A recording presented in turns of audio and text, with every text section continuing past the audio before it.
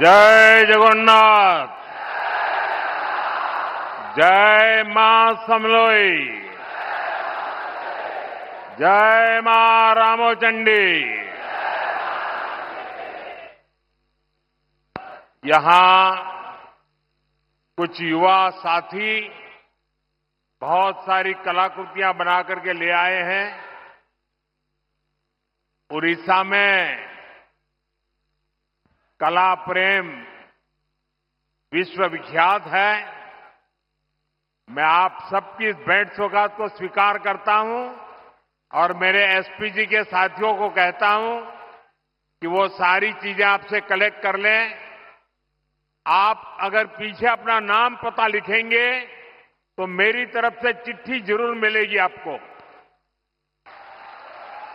उधर भी पीछे कोई एक बच्चा कुछ लेकर के खड़ा है, उसके हाथ दुख जाएंगे, कब से कोई हाथ में लेके, वो भी जरा कलेक्ट कर लीजिए भाई, कोई मदद कीजिए उनको। अगर आपने पीछे अपना नाम लिखा है तो मैं आपको जरूर चिट्ठी लिखूंगा। मैं आपके इस प्यार के लिए, इस कलाकृति को तैयार करने के लिए आप सब युवकों का, युवतियों का, छोटे छोटे बालकों का हृदय से आभार व्यक्त करता हूं।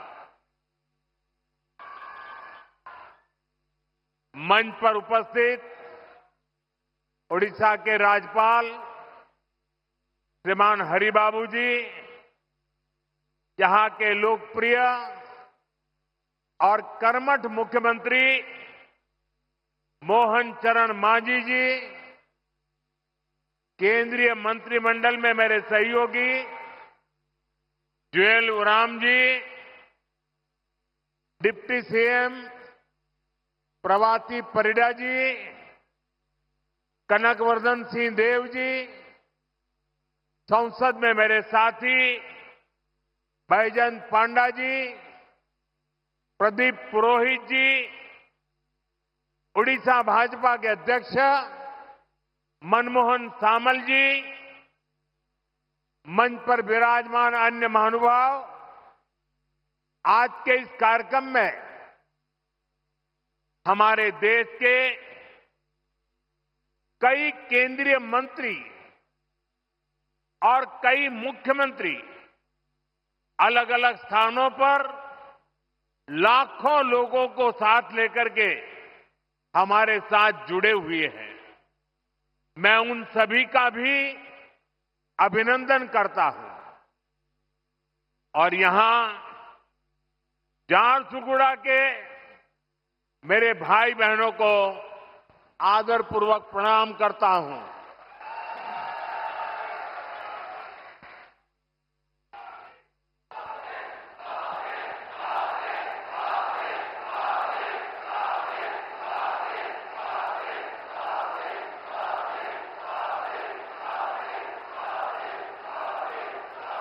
आपके इस प्यार के लिए मैं आपका आभार व्यक्त करता हूं। एठी उपस्थितो समस्त मान्यगण्यों व्यक्ति मानंको मोर जुहार।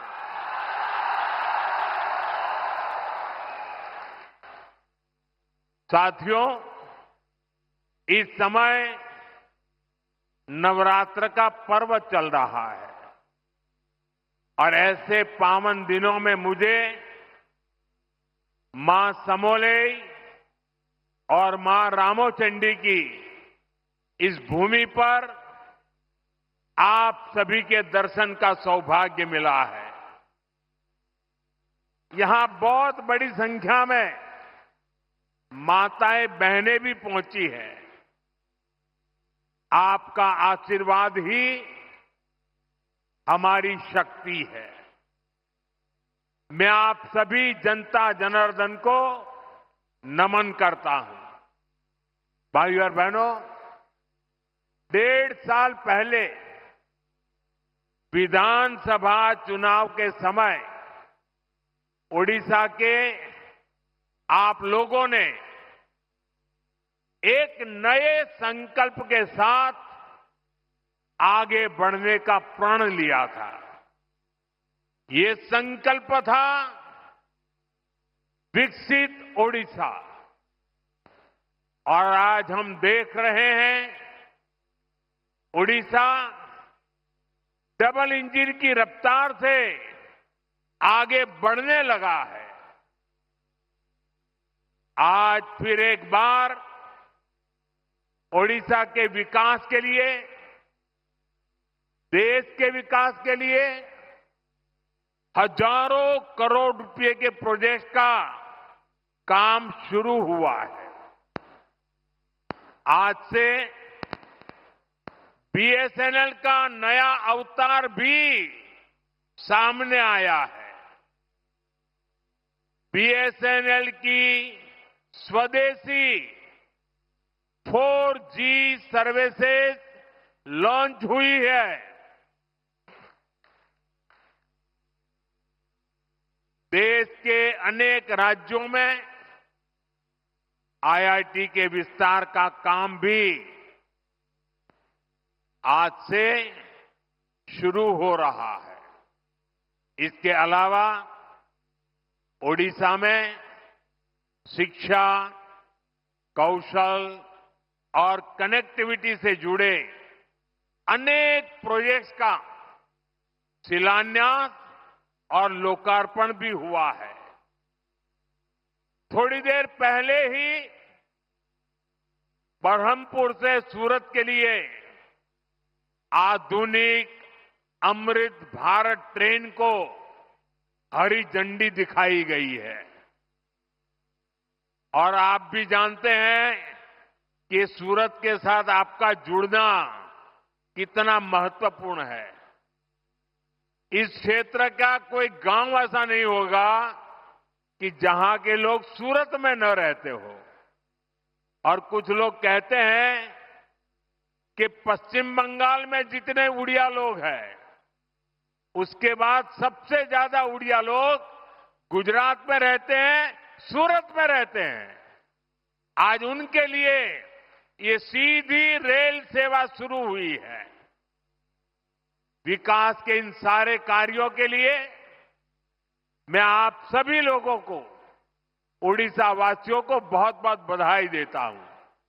और आज सूरत में हमारे रेल मंत्री भी इसी कार्यक्रम में उपस्थित है। वहां सभी उड़िया बंधु वहां इकट्ठे हुए हैं। साथियों, भाजपा सरकार गरीब की सेवा करने वाली, गरीब को सशक्त करने वाली सरकार है।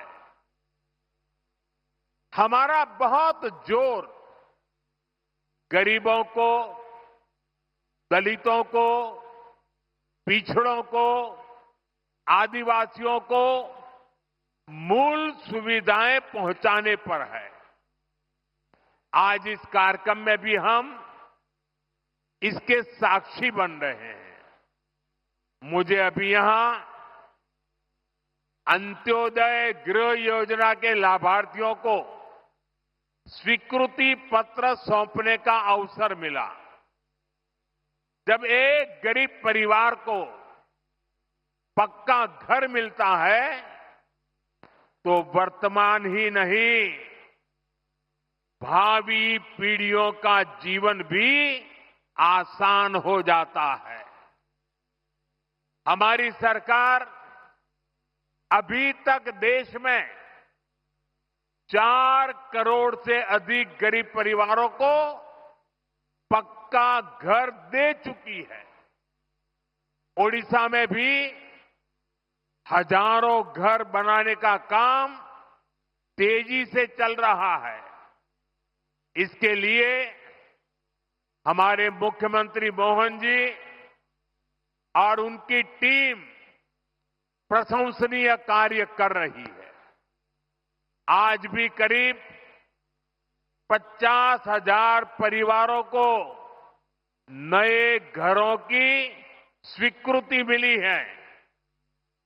पीएम जनमन योजना के तहत भी उड़ीसा में आदिवासी परिवारों के लिए 40,000 से अधिक घर स्वीकृत किए गए हैं। यानी आदिवासियों में भी जो अति पिछड़े हैं, उनका एक बहुत बड़ा सपना आज पूरा होने जा रहा है। मैं अपने सभी लाभार्थी भाई बहनों को अपनी मंगल कामनाएं देता हूं। साथियों, उड़ीसा के सामर्थ्य पर, उड़ीसा के लोगों की प्रतिभा पर मुझे हमेशा से बहुत विश्वास रहा है। प्रकृति ने ओडिशा को बहुत कुछ दिया है। ओडिशा ने बहुत दशक गरीबी के देख लिए, लेकिन अब ये दशक ओडिशा के आप लोगों को समृद्धि की तरफ ले जाने वाला दशक है। ये दशक उड़ीसा के जीवन में बहुत महत्वपूर्ण है और इसके लिए हमारी सरकार बड़े बड़े प्रोजेक्ट्स उड़ीसा में ला रही है। केंद्र सरकार ने हाल में ही ओडिशा के लिए 2 सेमीकंडक्टर यूनिट की मंजूरी दी है। पहले कोई सोच भी नहीं सकता था कि सेमीकंडक्टर जैसी आज की दुनिया की लेटेस्ट टेक्नोलॉजी वाली इंडस्ट्री कभी असम में लग सकती है, कभी उड़ीसा में लग सकती है, लेकिन यहां के नौजवानों का सामर्थ्य है कि आज ऐसी ऐसी इंडस्ट्री आपके यहां आ रही है। चिप बनाने के लिए ओडिशा में सेमीकंडक्टर पार्क भी बनने जा रहा है। वो दिन दूर नहीं जब छोटी सी चिप जो आपके फोन, टीवी, फ्रिज, कंप्यूटर, गाड़ी, ऐसी अनेक चीजों में अब चिप के बिना उस कोई भी इंस्ट्रूमेंट वो जान ही नहीं रहती, जान चली जाती है। सारी जान उस चिप में ही होती है। और वो छोटी सी चिप जो इन सारे डिवाइसेस में उपयोग होती है, वो अब हमारे ओडिशा में बनेगी। जरा जोर से बोलिए, जय जगन्नाथ। साथियों, हमारा संकल्प है कि चिप से लेकर शिप तक हर चीज में भारत आत्मनिर्भर हो। मैं जरा आपसे पूछना चाहता हूं, आप जवाब देंगे? मैं पूछूं तो जवाब देंगे? पूरी ताकत से देंगे? आप मुझे बताइए, भारत को आत्मनिर्भर होना चाहिए कि नहीं होना चाहिए? भारत को आत्मनिर्भर होना चाहिए कि नहीं होना चाहिए? भारत को आत्मनिर्भर होना चाहिए कि नहीं होना चाहिए? देखिए, हर देशवासी चाहता है कि अब हमारा देश किसी पर निर्भर नहीं रहना चाहिए। हर चीज में भारत आत्मनिर्भर हो, और इसलिए पारादीप से लेकर झारसुगुड़ा तक एक विशाल औद्योगिक क्षेत्र का निर्माण हो रहा है।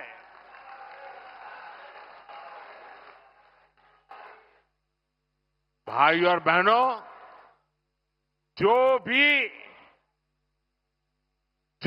देश आर्थिक रूप से सशक्त होना चाहता है, वो शिप बिल्डिंग यानी बड़े बड़े जहाज निर्माण पर बहुत बल देता है। व्यापार हो, टेक्नोलॉजी हो, या फिर देश की सुरक्षा, शिप बिल्डिंग से हर जगह फायदा होता है। अपने जहाज होंगे तो संकट के समय दुनिया के साथ आयात निर्यात में रुकावट नहीं आएगी। इसलिए बीजेपी की हमारी सरकार ने एक बहुत बड़ा कदम उठाया है। हमने देश में ये बड़े बड़े जहाज बनाने के लिए, शिप बिल्डिंग के लिए 70,000 करोड़ रुपए का पैकेज मंजूर किया है। इससे भारत में 4.5 लाख करोड़ रुपए का निवेश आएगा। ये पैसा स्टील, मशीनरी, इलेक्ट्रॉनिक्स और मैन्युफैक्चरिंग से जुड़े अनेक छोटे, लघु, कुटीर ऐसे उद्योगों तक पहुंचने वाला है। इससे सबसे बड़ा लाभ मेरे नौजवानों को, मेरे देश की बेटे बेटियों को होने वाला है। इससे लाखों नई नौकरियां बनेगी। इसका बहुत अधिक लाभ हमारे उड़ीसा को होगा। यहां की इंडस्ट्री, यहां के नौजवानों को इस रोजगार का लाभ फायदा होगा। साथियों, आज देश ने आत्मनिर्भरता की तरफ बहुत बड़ा कदम उठाया है। जब टेलीकॉम की दुनिया में 2G, 3G, 4G जैसी सेवाएं शुरू हुई तो उनमें भारत बहुत पीछे रह गया था। और क्या चल रहा था वो भी आपको मालूम है। सोशल मीडिया पर कैसे कैसे चुटकुले चलते थे, 2G, 3G और फिर पता नहीं क्या क्या लिखा जाता था। लेकिन भाइयों बहनों, 2G, 3G, 4G इन सारी सर्विसेज की टेक्नोलॉजी के लिए भारत विदेशों पर ही निर्भर रहा। ऐसी स्थिति देश के लिए ठीक नहीं थी। इसलिए देश ने संकल्प लिया कि टेलीकॉम सेक्टर की ये जरूरी टेक्नोलॉजी देश में ही विकसित हो। हमारे लिए गौरव की बात है कि हमारे BSNL ने अपने ही देश में पूरी तरह स्वदेशी 4G टेक्नोलॉजी विकसित कर ली है। अपनी मेहनत, अपनी लगन, अपनी कुशलता से BSNL ने नया इतिहास रच दिया है। और मैं इस काम में जुड़े हुए देश के नौजवानों को, उनकी टैलेंट को और भारत को आत्मनिर्भर बनाने के लिए उन्होंने जो बड़ा काम किया है, मैं उन सभी नौजवानों को बहुत बहुत बधाई देता हूं। भारत की कंपनियों ने भारत को दुनिया के उन 5 देशों की सूची में ला खड़ा किया है। सुनिए, अब हम 5 देशों की सूची में आ गए हैं जिनके पास 4G सर्विसेज शुरू करने की पूरी तरह स्वदेशी टेक्नोलॉजी है।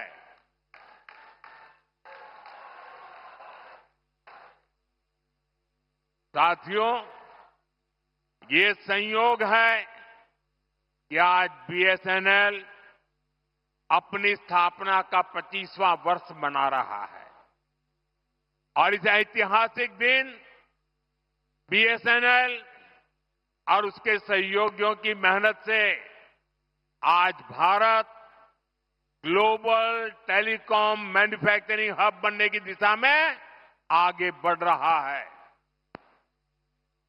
ये ओडिशा के लिए भी गर्व की बात है कि आज झारसुगुड़ा से बीएसएनएल के स्वदेशी 4G नेटवर्क का शुभारंभ हो रहा है, जिसमें करीब 1 लाख, दोस्तों देश के लिए गर्व होगा, 1 लाख 4G टावर है। ये टावर देश के दूरदराज के क्षेत्रों में कनेक्टिविटी की नई क्रांति लाने जा रहा है। 4G तकनीक के एक विस्तार से देश भर में 2 करोड़ से ज्यादा लोगों को सीधा लाभ मिलेगा। करीब 30,000 ऐसे गांव जहां हाई स्पीड इंटरनेट सुविधा नहीं थी, वहां भी अब ये सुविधा मिलने जा रही है। साथियों, इस ऐतिहासिक दिन का साक्षी बनने के लिए इन हजारों गांव के लोग भी अभी हमारे साथ जुड़े हुए हैं। हाई स्पीड इंटरनेट की सुविधा से ये जो नई टेक्नोलॉजी है ना, उसी के द्वारा वो हमें सुन भी रहे हैं, हमें देख भी रहे हैं और ये दूर दूर सीमा पर बसे गांव है। और हमारे संचार मंत्री जो इस विभाग को देखते हैं, ज्योतिरादित्य सिंधिया जी भी असम से हमारे साथ अभी जुड़े हुए हैं। साथियों, बीएसएनएल की स्वदेशी 4G सर्विसेज का सबसे अधिक फायदा मेरे आदिवासी क्षेत्रों को होगा, मेरे आदिवासी भाई बहनों को होगा, दूर दराज के गांवों को होगा, दूर सुदूर पहाड़ी क्षेत्रों को होगा। अब वहां के लोगों को भी बेहतरीन डिजिटल सेवाएं मिल जाएगी। अब गांव देहात के बच्चों को ऑनलाइन क्लास लेने में, दूर सुदूर के किसान को अपनी फसल की कीमत का पता लगाने में, किसी मरीज को टेलीमेडिसिन के जरिए आयुष्मान आरोग्य मंदिर से भी देश के बड़े से बड़े डॉक्टर से सलाह लेने में बहुत सुविधा हो जाएगी। इसका बहुत बड़ा फायदा जो सीमा पर तैनात, हिमालय की चोटियों पर खड़े, रेगिस्तान में खड़े हमारे फौजी भाई बहनों को भी होगा। वो अब सुरक्षित कनेक्टिविटी से आपस में बात कर पाएंगे। साथियों, भारत पहले ही सबसे तेज 5G सर्विसेज को रोल आउट कर चुका है। बीएसएनएल के ये जो टावर्स आज शुरू हुए हैं, वो बहुत आसानी से 5G सर्विसेज के लिए भी तैयार हो जाएंगे। मैं बीएसएनएल को, सभी देशवासियों को इस ऐतिहासिक दिन की बहुत बहुत बधाई देता हूं। साथियों, आत्मनिर्भर भारत बना के लिए के कुशल नौजवान और रिसर्च का शानदार वातावरण भी जरूरी है। इसलिए ये भी भाजपा सरकार की बहुत बड़ी प्राथमिकता है। आज ओडिशा सहित पूरे देश में एजुकेशन और स्किल डेवलपमेंट पर अभूतपूर्व निवेश किया जा रहा है। हम देश के इंजीनियरिंग कॉलेजों और पॉलिटेक्निक को भी आधुनिक बना रहे हैं। इसके लिए आज मेरिट नाम से एक स्कीम लॉन्च की गई है। इस स्कीम के तहत टेक्निकल एजुकेशन देने वाले संस्थानों पर हजारों करोड़ रुपए खर्च किए जाएंगे। इससे हमारे नौजवानों को अच्छी टेक्निकल एजुकेशन के लिए बड़े शहर जाने की मजबूरी नहीं रहेगी। अपने ही शहर में उसे आधुनिक लैब बनाने, ग्लोबल स्किल सीखने और स्टार्टअप शुरू करने का अवसर मिलेंगे। साथियों, देश के हर क्षेत्र, हर वर्ग, हर नागरिक तक सुविधाएं पहुंचाने के लिए आज इतना काम हो रहा है। रिकॉर्ड पैसा खर्च किया जा रहा है। वरना पहले क्या स्थिति थी, ये आप अच्छे से जानते हैं। कांग्रेस आपको लूटने का कोई मौका नहीं छोड़ती थी। साथियों, 2014 में जब आपने हमें सेवा का मौका दिया तो हमने देश को कांग्रेस के इस लूट तंत्र से भी बाहर निकाला। भाजपा सरकार में अब डबल बचत और डबल कमाई का दौर आया है।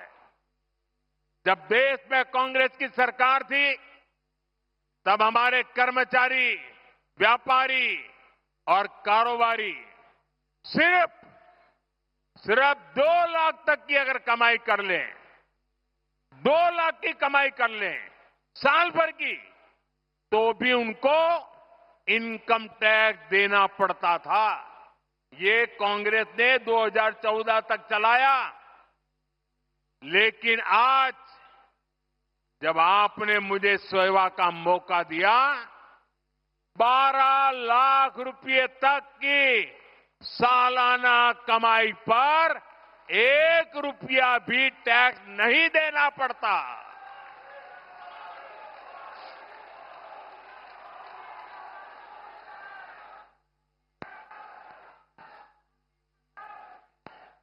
साथियों, अभी इस 22 सितंबर से देश में, उड़ीसा में जीएसटी के नए रिफॉर्म भी लागू हुए हैं। इन सुधारों ने आप सभी को जीएसटी बचत उत्सव का उपहार दिया है। अब माताओं बहनों के लिए रसोई चलाना और सस्ता हो गया है। जरूरत की अधिकतर चीजों के दाम बहुत कम हो गए हैं। मैं आपको एक उदाहरण से समझाता हूं।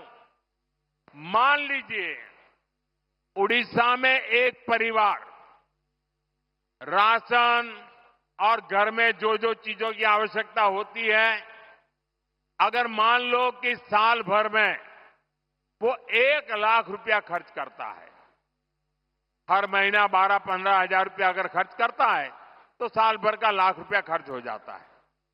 2014 से पहले कांग्रेस की सरकार, अगर आप 1 लाख रुपया खर्च करते थे तो 25,000 रुपया, 20 से 25,000 रुपया टैक्स ले लेती थी। यानी 1 लाख रुपया आपको 1.25 लाख रुपया देना पड़ता था। साल 2017 में हमने पहली बार जीएसटी लाए और उसमें हमने आप पर का बोझ काफी कम किया, टैक्स कम किया। और हम दोबारा जीएसटी रिफॉर्म करके लाए। अब भाजपा सरकार ने इसको बहुत कम कर दिया है।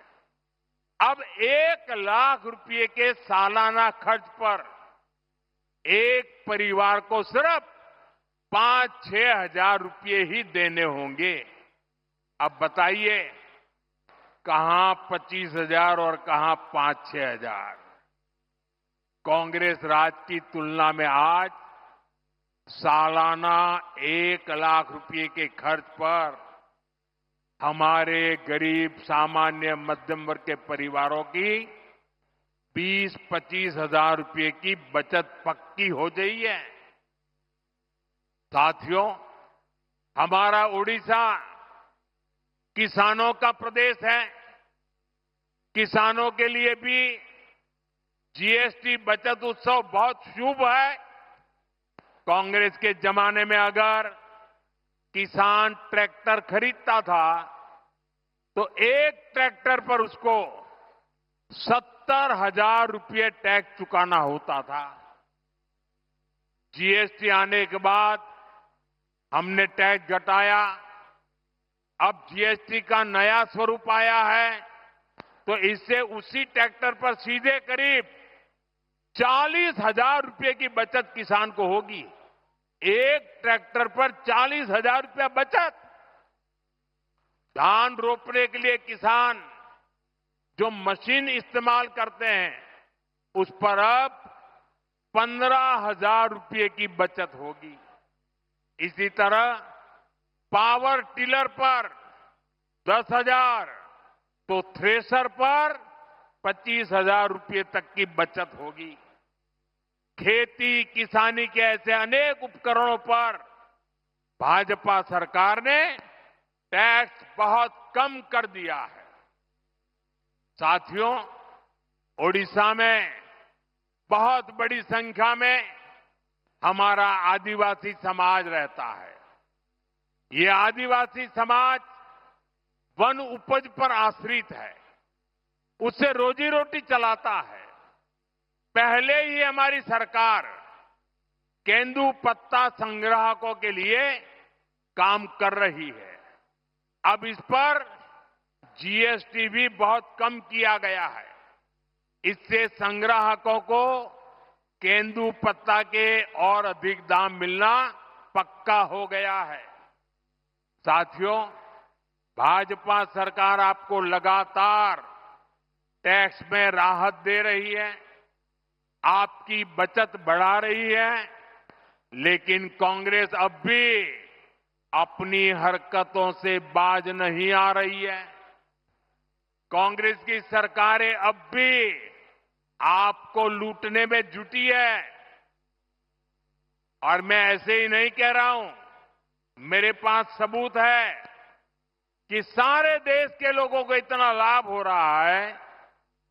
जब हमने जीएसटी की नई दरें लागू की तो सीमेंट से भी टैक्स कम कर दिया।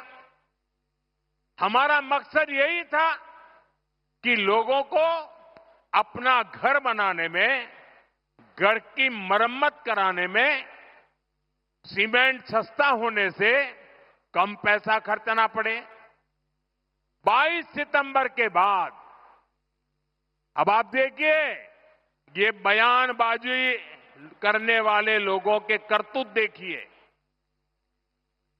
हिमाचल में कांग्रेस की सरकार है, भांति भांति की हमको गालियां देने की कांग्रेस को आदत पड़ गई है। लेकिन जब हमने जीएसटी का दाम कम किया तो पूरे देश में काम कम हुआ। लेकिन कांग्रेस आम जनता को ये सुख देना नहीं चाहती है। पहले जब हमने डीजल पेट्रोल में पैसा कम किया था तो जहां जहां कांग्रेस की सरकारें थी उन्होंने ऊपर से दूसरा टैक्स लगा करके उतना ही दाम रहने दिया और खुद तिजोरी भर करके लूट का रास्ता खोल दिया। ऐसा ही हिमाचल में कांग्रेस सरकार ने, जब हमारी सरकार ने सीमेंट का पैसा कम किया तो उन्होंने अपना एक नया ही टैक्स लगा दिया। और इसलिए जो फायदा भारत सरकार हिमाचल के लोगों को देना चाहती थी, ये कांग्रेस की लूटबाज सरकार उसमें दीवार बन के खड़ी हो गई। इसलिए मैं कहता हूं, कांग्रेस की सरकार जहां भी रहेगी वहां लोगों को लूटेगी। इसलिए देश के लोगों को कांग्रेस से सावधान रहना ही है और उसके साथियों से भी बच के रहना है। साथियों, जीएसटी के बचत उत्सव ने सबसे अधिक खुशी हमारी माताओं बहनों को दी है। बहनों बेटियों की सेवा हमारी सरकार की प्राथमिकता है। इसमें भी हम माताओं बहनों के स्वास्थ्य पर बहुत जोर दे रहे हैं। साथियों, अपने परिवार के हित में एक मां त्याग करने में हमेशा सबसे पहले रहती है। मां का त्याग तो हम हमेशा देखते हैं। वो हर संकट अपने ऊपर लेती है ताकि बच्चों पर बोझ न पड़े। मां अपनी बीमारी तक छुपा लेती है ताकि उसके इलाज पर घर का खर्च ना हो। इसलिए ही जब हमने आयुष्मान भारत योजना शुरू की तो इसका बहुत बड़ा लाभ हमारी माताओं बहनों को, देश की महिलाओं को हुआ। उन्हें 5 लाख रुपए तक के मुफ्त इलाज की सुविधा मिली। साथियों, मां स्वस्थ होगी तो परिवार सशक्त होगा। इसलिए 17 सितंबर से विश्वकर्मा जयंती से हर मां के उत्तम स्वास्थ्य के लिए स्वस्थ नारी सशक्त परिवार अभियान देश भर में चल रहा है। इसके तहत अभी तक देश भर में यह आंकड़ा बहुत बड़ा है। अभी तक देश भर में 8 लाख से अधिक हेल्थ कैंप लगाए जा चुके हैं। इनमें अब तक 3 करोड़ से ज्यादा महिलाएं अपनी जांच करवा चुकी है।